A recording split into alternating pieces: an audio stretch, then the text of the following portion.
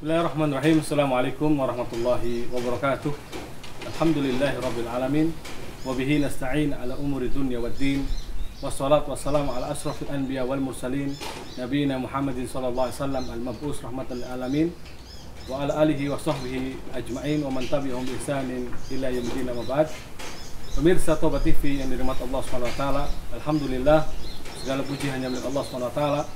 Salawat dan salam semoga senantiasa tercurahkan atas junjungan Nabi kita yang mulia Nabi Muhammad Rasulullah Sallallahu Alaihi Wasallam serta para sahabatnya, keluarganya dan juga seluruh pengikut beliau Sallallahu Alaihi Wasallam hingga hari kiamat kelak. Pemirsa Toba TV yang dirahmati Allah Subhanahu Wa Taala, sampailah kita akhirnya pada kitab yang ingin kita kaji, yang ingin kita bedah secara runut, secara berurutan, akan tetapi tentunya kita membahas pada poin-poin yang kita anggap perlu untuk dibahas, untuk kita kaji, yaitu kitab Al-Bahrul Ra'iq fi Zuhdi wa Raqa'iq yang biasa diterjemahkan dengan Tazkiyatun Nafs. Pemirsa Toba TV yang dirahmati Allah Subhanahu wa taala, di bagian awal kitab ini sebenarnya yang dibahas adalah terkait dengan syarat diterimanya amal baik ikhlas dan mutaba'ah.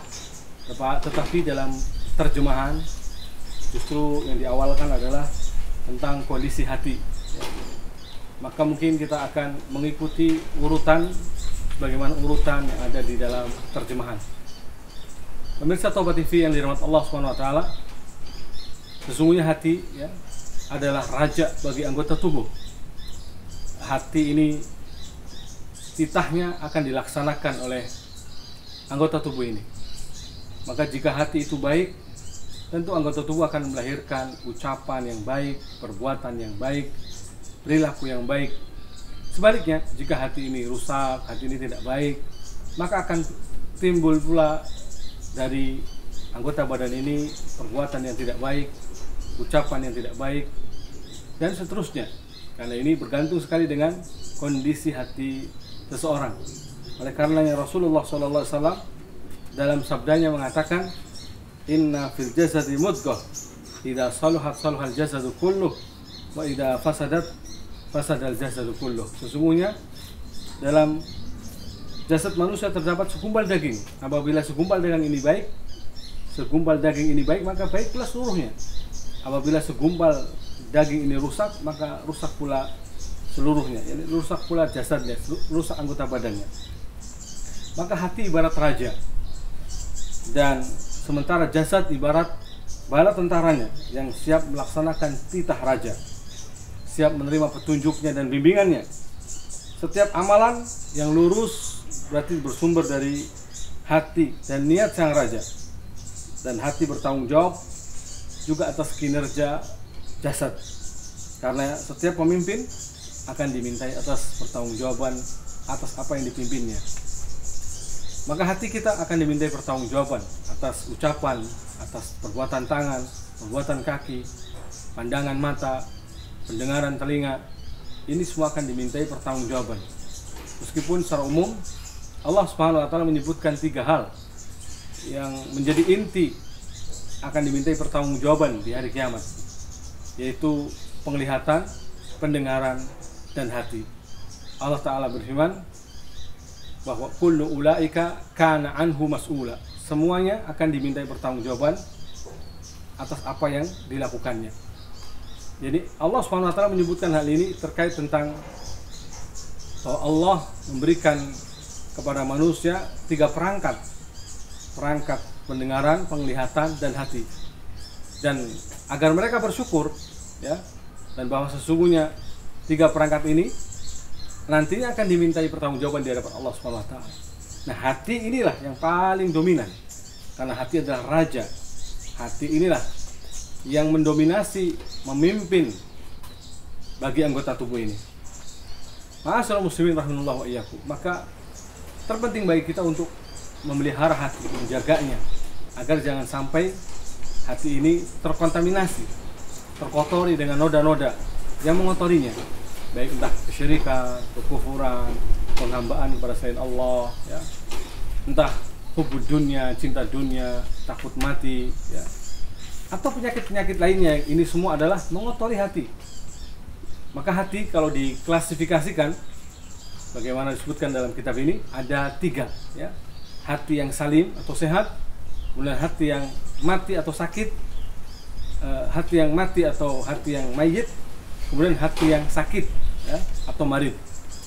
Hati yang sehat atau hati salim yaitu hati yang mengenal Allah SWT. Hati yang akan menjadi modal bagi kita kelak saat kita berjumpa dengan Allah SWT. Yauma la yanfa'u malun wala banun illa man atallaha biqalbin salim. Hari di mana tidak bermanfaat harta dan anak keturunan kecuali orang yang datang kepada Allah dengan hati yang salim. Ini hati yang sehat. Apa itu hati yang salim? Yaitu hati yang selamat dari syahwat yang kontra dengan perintah dan larangan Allah, serta syubhat atau kesamaran yang bertentangan dengan firman Allah SWT. Jadi di sini yang disebutkan pertama bahwa hati yang selamat itu selamat dari segala bentuk penyelewengan, pelanggaran terhadap perintah Allah, atau sebaliknya larangan justru diterjang ya, larangan Allah justru diterjang, atau syubhat yang samar yang bertentangan tentunya dengan firman Allah SWT. Karena sesuatu yang syubhat berarti bertentangan dengan firman Allah SWT. Karena harusnya suatu itu pasti jelas A atau B ya, halal atau haram ya, hak atau batil. Nah, ketika ada syubhat berarti bertentangan dengan firman Allah SWT.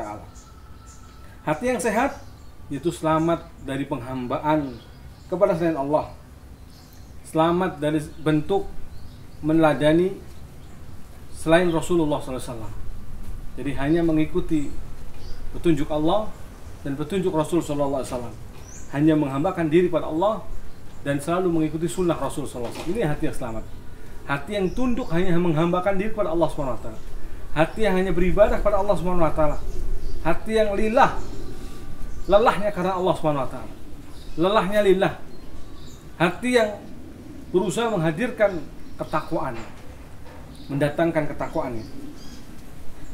Hati yang menghambakan murni hanya milik Allah SWT, berdasarkan rasa cinta, harap, takut, juga merendahkan diri ya. Rasa khasyah atau rasa takut yang disertai dengan ilmu dibarengi dengan pengagungan. Ini adalah hati yang salim ya. Hati yang senantiasa ikhlas beribadah hanya kepada Allah SWT. Jikapun dia mencintai karena Allah. Jikapun harus memberinya karena Allah. Jikapun harus membencinya karena Allah. Jikapun harus mencegah pemberiannya karena Allah. Dan sejatinya ini adalah gambaran kesempurnaan iman. Karena Rasul SAW ketika menyebutkan tentang kesempurnaan iman dengan 4 ciri. Apa kata Nabi SAW? Yaitu Nabi mengatakan, man habbalillah wa abghadalillah wa a'talillah wa mana'alillah faqad istakmalal iman. Barang siapa mencintai karena Allah, membenci karena Allah, memberi karena Allah, mencegah pemberiannya karena Allah, maka sungguh dia telah sempurna imannya. Faqad istakmalal iman, sungguh dia telah berusaha menyempurnakan imannya. Maka ma'asyiral muslimin pemirsa Toba TV yang dirahmati Allah SWT, bahkan ciri hati yang salim ini atau hati yang salim ini adalah hati yang benar-benar hanya tunduk pada ketetapan Allah, berhukum dengan hukum Allah SWT, mengikuti petunjuk Rasul SAW. Karena dia sepenuhnya tunduk dengan apa yang ditetapkan oleh Rasul SAW. Fala wa rabbika la yu'minun hatta yuhaqqimuka fima syajara bainahum wa la yajidu fi anfusihim haraja mimma qadaita wa yusallimu taslima. Maka demi Rabbmu mereka tidak beriman ya, hatta yuhaqqimuka fima syajara, sampai mereka menjadikanmu wahai Nabi terhadap apa yang mereka perselisihkan di antara mereka. Dan mereka tidak merasa berat hati atas keputusan yang kau berikan. Wa yusallimu taslima, dan mereka pun menerima sepenuh hati ketetapanmu atau keputusanmu wahai Rasul, wahai Nabi ya. Demikianlah hati yang salim itu, hati yang menerima sepenuh hati ketetapan ataupun petunjuk Rasul SAW lewat istilahnya selain petunjuk Rasul sallallahu alaihi wasallam. Sudah bukan zamannya. Saatnya kita kembali mengikuti petunjuk Rasul sallallahu alaihi wasallam. Tidak perlu membanggakan diri dengan ajaran nenek moyang. Tidak perlu kita mengeluh-ngeluhkan hal yang padahal tidak diajarkan oleh Nabi sallallahu alaihi wasallam. Kita harusnya memurnikan amalan kita baik lillah karena Allah, dan yang kedua berusaha ittiba, yaitu mengikuti betul-betul Rasulullah sallallahu alaihi wasallam. Kemudian hati yang kedua, hati yang mati, yang tiada kehidupan dalamnya. Dia tidak mengetahui Rabbnya, dia tidak mengenal Allah Subhanahu wa taala. Tidak menyembah sesuai dengan perintah Allah. Tidak mencintai apa yang dicintai oleh Allah. Tidak meridhai apa yang diridhai oleh Allah Subhanahu wa taala. Bahkan dia berjalan mengikuti syahwatnya. Kesenangan-kesenangan dunia, kesenangan-kesenangan syahwatnya. Meskipun mungkin di situ mengandung amarah dan murka dari Allah Subhanahu wa taala. Dia tidak peduli apakah Allah murka, apakah Allah ridha. Yang penting kalau sesuai dengan hawa nafsunya, dia jalan. Inilah hati yang mati. Hati yang tidak pernah mengambil pelajaran ibrah dari setiap perjalanan hidupnya, dari setiap apa yang dialaminya.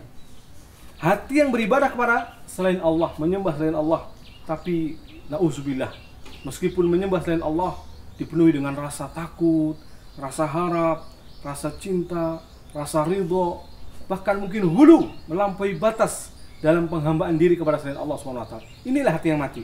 Hati orang-orang kafir yang rela menghambakan kepada dunia, menghambakan diri kepada selain Allah SWT, menghambakan diri kepada berhala, menghambakan diri kepada patung-patung, na'udzubillah. Ini hati yang kotor, bahkan lebih dari itu, bahkan mati. Ya, dan kalau hati sudah mati, tentu tidak lagi merasakan deritanya yang namanya maksiat, deritanya yang namanya dosa, deritanya yang namanya perbuatan-perbuatan durjana. Bahkan kesyirikan dianggapnya kebaikan. Perbuatan syirik kepada Allah SWT dianggapnya suatu yang harus dilestarikan, suatu yang harus dilulukan, suatu yang harus dijaga. Na'udzubillah, summa na'udzubillah. Mereka mengistilahkannya dengan istilah yang mungkin indah, yang baik, agar orang-orang melakukan hal itu. Na'udzubillah, summa na'udzubillah. Intinya, di sini hati yang dikuasai dengan hawa nafsunya. Hawa nafsunya lebih berpengaruh daripada ridho Allah SWT. Karena pemimpinnya adalah hawa nafsu, pengendalinya adalah syahwat, sopirnya adalah kebodohan, dan kendaraannya adalah kelalaian. Tujuannya adalah duniawi, yang bahkan membuatnya tenggelam dan mabuk kepayang. Sedangkan nafsu dan cinta dunianya bahkan menjadikan dia mabuk kepayang. Sudah lupa daratan, lupa segala-galanya. Inilah pemilik hati yang mati. Sehingga dia menyeru kepada negeri dunia, maksudnya hanya melulu tentang kebahagiaan dunia, lupa dengan kebahagiaan akhirat. Padahal kebahagiaan akhirat tentu lebih baik dan lebih kekal. Ya. Sehingga orang-orang yang memiliki hati ini seakan-akan dia tidak menyambut seruan Allah. Seruan Allah di sana, sedangkan dia di sini tidak menyambutnya. Panggilan Rasulullah di sana, sedangkan dia tetap di sini, tidak pernah memenuhinya. Seakan beda tempat dan beda kondisi. Padahal mungkin di satu tempat yang sama. Na'udzubillah, summa na'udzubillah. Kemudian yang ketiga, hati yang sakit. Apa itu hati yang sakit? Hati yang di dalamnya ada kehidupan, tetapi tentu juga ada penyakit. Artinya di sana ada keimanan, tetapi juga ada maksiat dan dosa-dosa. Dan ini mungkin gambaran hati kebanyakan kita.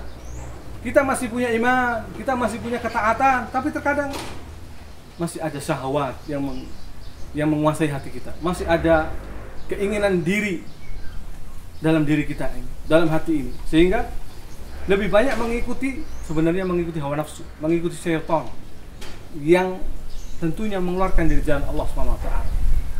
Tetapi terkadang kembali kepada ketaatan, kembali kepada jalan kebenaran. Ya. Inilah hati yang sakit, hati yang terkadang condong kepada kebaikan, namun terkadang pula berat arah kepada kemaksiatan.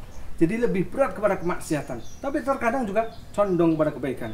Semua itu terjadi ketika dia mampu mengalahkan salah satunya. Artinya di sini bertarung, mana yang lebih kuat. Jika ke arah kebaikan lebih kuat, maka dia akan melakukan kebaikan. Jika mengarah keburukan lebih kuat, maka dia akan melakukan keburukan.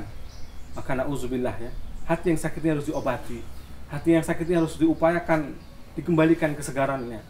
Iman harus selalu dimasukkan nutrisi iman, Al-Quran, bacakan ayat Allah SWT, kembali dengan mendengarkan siraman-siraman rohani, nasihat, taujihat, petuah para ulama, dan juga yang paling penting adalah ilmu agama itu sendiri secara umum, karena menuntut ilmu menjadi sumber kehidupan bagi hati.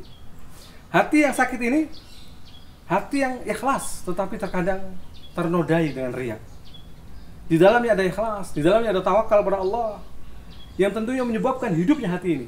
Namun di sisi lain juga ada cinta mengutamakan syahwat, memiliki hasrat kuat untuk meraih dunia, meraih kesenangan-kesenangan syahwat.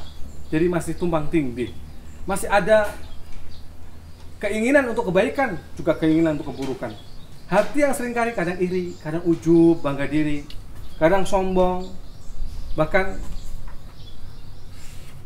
suka membuat kerusakan di muka bumi, dan suka menjadi pemimpin, ya, maksudnya suka ingin selalu menonjol, menjadi orang yang selalu ditinggikan, selalu yang dielu-elukan. Itulah menjadikan bahkan kerusakan bagi hatinya. Hati yang selalu rindu dengan pujian, ini hati yang sakit. Hati yang kontra, ya, dengan kebenaran, tetapi juga kadang mendukung kebenaran. Hati yang mengajak kepada Allah, Rasulnya, dan negeri akhirat, dan terkadang menyuruh pula menjadi penyeru, mengikuti yang menyuruh pada dunia, menyuruh pada hubud dunia, tetapi dia akan mengikuti mana yang lebih dekat, mana yang lebih enak, mana yang lebih enjoy. Na'udzubillah. Maka ini tentu harus kita obati. Hati yang pertama tadi adalah kebaikan, hati yang kedua adalah tidak ada kebaikan sama sekali, dan hati yang ketiga masih ada kebaikan, hanya saja perlu ada upaya, usaha untuk membersihkannya, upaya dan usaha untuk menjernihkannya agar kembali kepada fitrahnya, yaitu hati yang salim, hati yang sehat, yang menghamba kepada Allah Subhanahu wa taala. Demikian ma'asyiral muslimin tentang 3 macam hati. Maka hati Anda termasuk hati yang mana? Silakan cross check dan selalu lihat kembali agar kita tidak termasuk orang yang terlambat dalam mengobatinya. Kalaupun terjatuh dalam penyakit, fi qulubihim marad fazadahumullahu marada. Allah mengatakan di dalam hati mereka ada penyakit, maka Allah makin tambah kembali penyakitnya. Na'udzubillah, summa na'udzubillah. Termasuk bukan hanya penyakit nifaq, akan tetapi termasuk penyakit syahwat yang harus kita jauhi. Demikian ma'asyiral muslimin, wallahu ta'ala wa a'lam bissawab. Walhamdulillah, akhiru da'wana alhamdulillahi rabbil alamin. Wassalamualaikum warahmatullahi wabarakatuh.